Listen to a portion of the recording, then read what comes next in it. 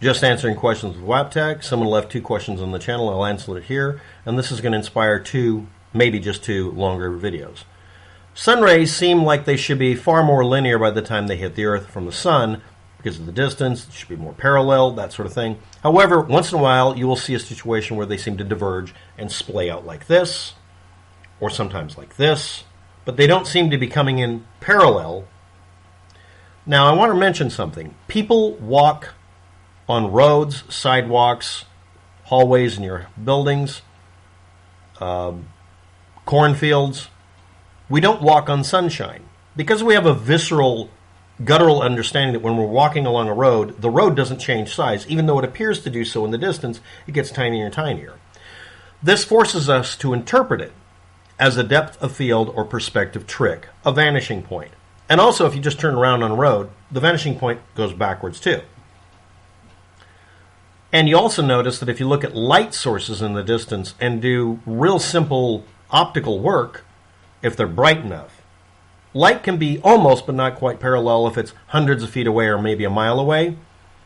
You can see a searchlight once in a while, depending on where you've lived, go past a tree and it'll copy a pattern of the tree on a wall. You might even see a light in the distance that does that to your house. Some of you grew up with a porch light half a mile away being bright enough. It was actually a floodlight, most likely. And a tree is imaged over.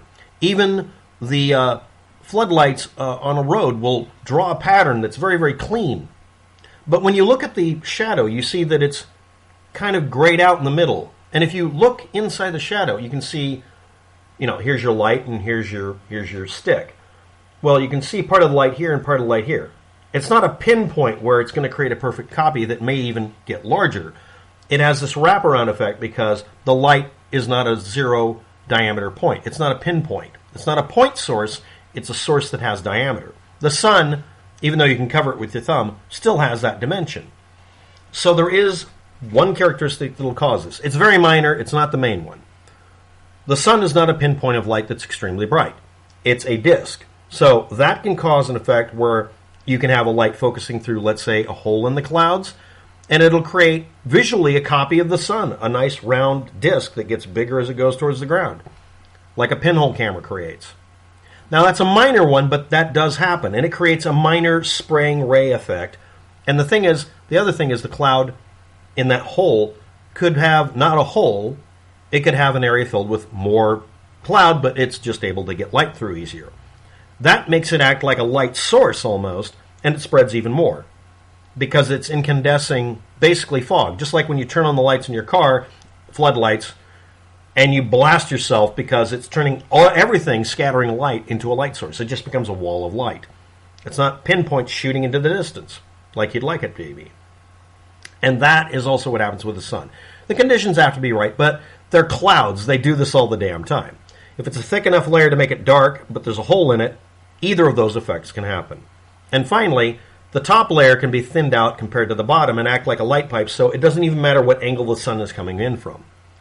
The most common thing that people see, however, in photos where it sprays out like this, very dramatically and very inspirationally, is caused by the sun being at a lower angle and peaking underneath the clouds. So you can't see the sun, but the light's coming down here. So you're in the shadow. It's light and shadow. The light may be coming in perfectly parallel, like a field. Light being represented by the gaps in the field and the corn rows or cabbages or potatoes, whatever plants are sticking up, acting like the shadow. And again, if you get low to the ground and look at that, you'll see that it has a converging point in the distance.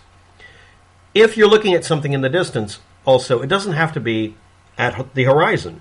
If it's a light source in the sky, it can come from up here. So you get a splaying effect like this, like this, and this at the bottom, where you get a starburst pattern. But it doesn't have to be level with the ground. It can be up in the air, and that's confusing. You can also find roads that actually go uphill. We try not to make them because that wastes energy, and nobody likes that kind of a long grade, but they exist. And if they go into really straight lines, I'm thinking Afghanistan, it's very confusing because it seems like the earth is tilted up and gravity's bent. We have a hill like that in Oregon.